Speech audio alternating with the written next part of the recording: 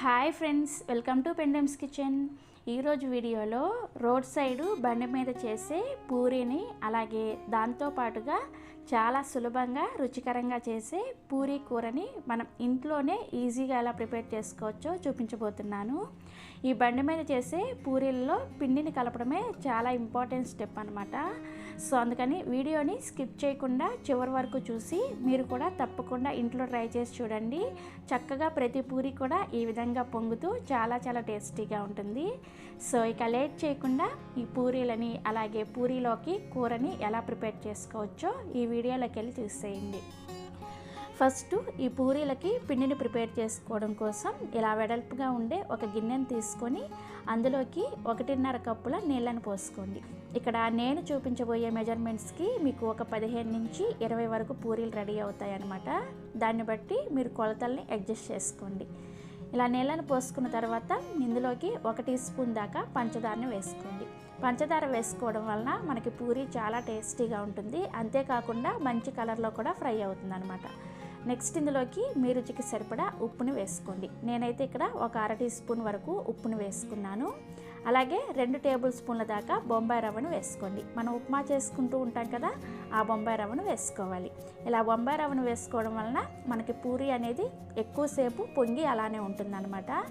Next ఇందులోకి 1 table spoon దాకా నూనెను కూడా వేసుకొని ఫస్ట్ ఇవన్నీ కూడా నీళ్ళలో కలిసేటట్లుగా చేత్తో ఈ విధంగా మిక్స్ చేసుకోండి. ఇలా మిక్స్ చేసుకున్న తర్వాత ఇందులోకి 1 కప్పు గోధుమ పిండిని వేసుకోండి. అలాగే 1/2 కప్పు వరకు మైదా పిండిని వేసుకోవాలి. ఇలా గోధుమ పిండిని అండ్ మైదా పిండిని వేసుకొని ఫస్ట్ ఇవి రెండు కూడా చక్కగా కలిసేటట్లుగా కలుపుకోవాలి. సో ఇలా కలుపుకున్న తర్వాత మనకి పిండి చూసారా ఈ విధంగా లూజ్గా పలుచగా ఉంటుందన్నమాట. ఇప్పుడు ఇందులోకి మరొక కప్పు గోధుమ పిండిని కొద్దిగా వేసుకుంటూ కలుపుకోండి. పిండి ఇంతే పడుతుందని ఏమి చెప్పలేమన్నమాట. ఒక్కొక్కసారి 1 కప్పు సరిపోవచ్చు, లేదంటే ఇంకొక 1/2 కప్పు వరకు కూడా పట్టవచ్చు. పిండి క్వాలిటీని బట్టి మనకి ఇది ఆధారపడి ఉంటుంది. కాబట్టి చూసుకుంటూ పిండిని కొద్దిగా సెమీ సాఫ్ట్గా ఉండేటట్లుగా కలుపుకోవాలి. సో నేను ఇక్కడ పిండి కలిపిన తర్వాత మీకు చూపిస్తున్నాను చూసారా, ఈ విధంగా ఉండేటట్లుగా కలుపుకోండి. ఇలా పిండిని కలుపుకున్న తర్వాత ఇప్పుడు దీని మీద 1 టేబుల్ స్పూన్ వరకు నూనెను కూడా వేసుకొని ఈ నూనె కూడా పిండిలో కలిసేటట్లుగా చక్కగా ఈ విధంగా వేళ్ళతో నొక్కుతూ పిండిని కలుపుకోవాలి. ఇలా మీరు ఎంత బాగా పూరీ పిండిని కలుపుకున్నారంటే మీకు అంత చక్కగా పూరీలు పొంగుతాయి అన్నమాట. సో ఇలా చక్కగా నూనె వేసుకొని కలుపుకున్న తర్వాత దీని మీద మూత పెట్టేసి ఈ పిండిని ఒక 10 నిమిషాల పాటు పక్కన పెట్టుకోవాలి. సో ఈ పిండి ఒక పక్క నానుతూ ఉంటుంది. ఈలోపు మనం చేసుకోబోయే పూరీలోకి టేస్టీగా కూరని ఎలా ప్రిపేర్ చేసుకోవచ్చో చూపిస్తాను. ఈ కూరని ప్రిపేర్ చేసుకోవడం కోసం స్టవ్ ఆన్ చేసి ఒక కడాయిని పెట్టుకొని అందులోకి 1 టేబుల్ స్పూన్ నూనెను వేసుకొని వేడి చేసుకోండి. నూనె కాస్త వేడైన తర్వాత ఇందులోకి 1/2 టీ స్పూన్ చొప్పున ఆవాలు, మినపగుళ్ళు, పచ్చిశనగపప్పు అండ్ జీలకర్రను వేసుకోండి. అలాగే 3 నుంచి 4 వరకు పచ్చిమిర్చిని ఇలా ముక్కలుగా కట్ చేసుకొని వేసుకోవాలి. నెక్స్ట్ ఇందులోకి 1 టేబుల్ స్పూన్ వరకు అల్లాన్ని ఇలా చిన్న ముక్కలుగా కట్ చేసుకొని వేసుకోండి. వీటిని లో ఫ్లేమ్లో ఒక 30 సెకండ్స్ పాటు ఫ్రై చేసుకోండి. సో ఒక 30 సెకండ్ల పాటు ఫ్రై చేసుకున్న తర్వాత ఇందులోకి 1 రెమ్మ కరివేపాకుని అలాగే 1 ఎండుమిర్చిని ఇలా సగానికి తుంచుకొని వేసుకొని వీటిని కూడా జస్ట్ ఒక 30 సెకండ్ల పాటు ఫ్రై చేసుకోవాలి. సో మనకి ఇవన్నీ కూడా చక్కగా ఫ్రై అయిన తర్వాత ఇప్పుడు ఇందులోకి 2 మీడియం సైజ్ ఉల్లిపాయలని ఇలా పొడవుగా సన్నగా కట్ చేసుకొని వేసుకోండి. అండ్ అలానే ఒక చిన్న క్యారెట్ని పైన తొక్క తీసేసి ఇలా చిన్న ముక్కలుగా కట్ చేసుకొని వేసుకోండి.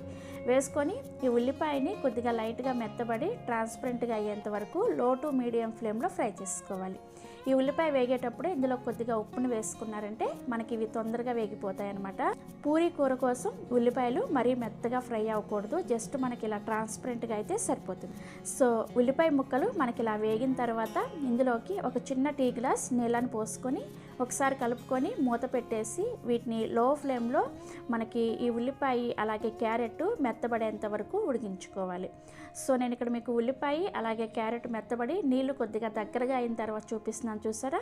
ఈ విధంగా దగ్గరగా అయ్యేటప్పుడు ఇందులోకి 2 మీడియం సైజ్ బంగాళదుంపల్ని ఉడికించి పైన పొట్టు తీసేసి ఈ విధంగా మ్యాష్ చేసుకొని వేసుకోవాలి.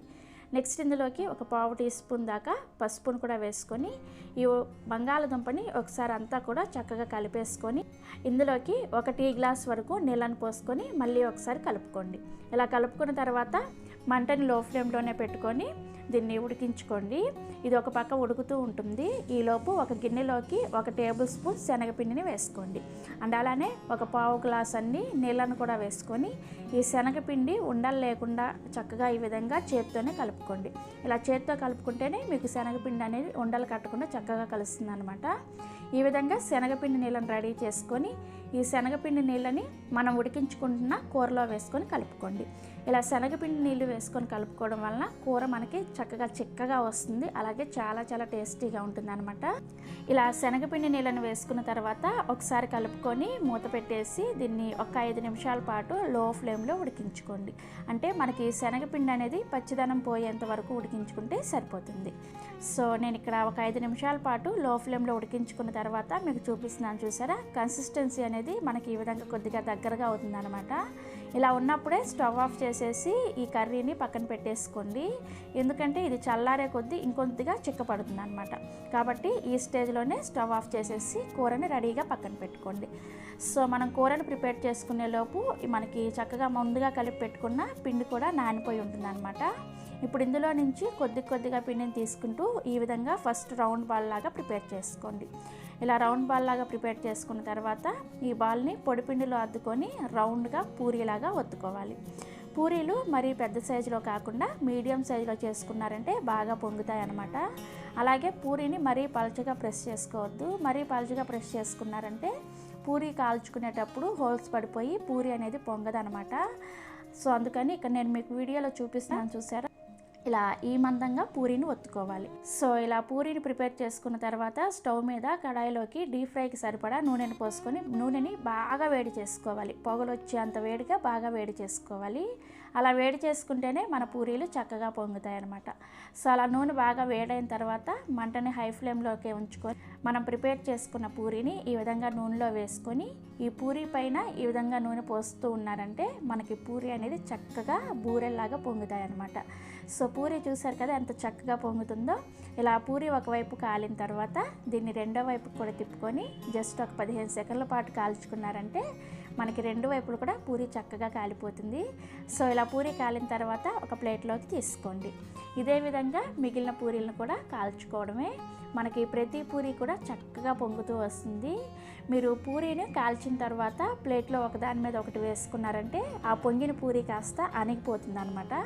కాబట్టి ఒకదాని మీద ఒకటి వేసుకోకుండా ఒక్కొక్కటి సపరేట్గా ప్లేట్లో పెట్టుకున్నారంటే మనకి పూరీ అనేది కొద్దిగా టైం వరకు అణిగిపోకుండా ఈ విధంగానే ఉంటుందన్నమాట.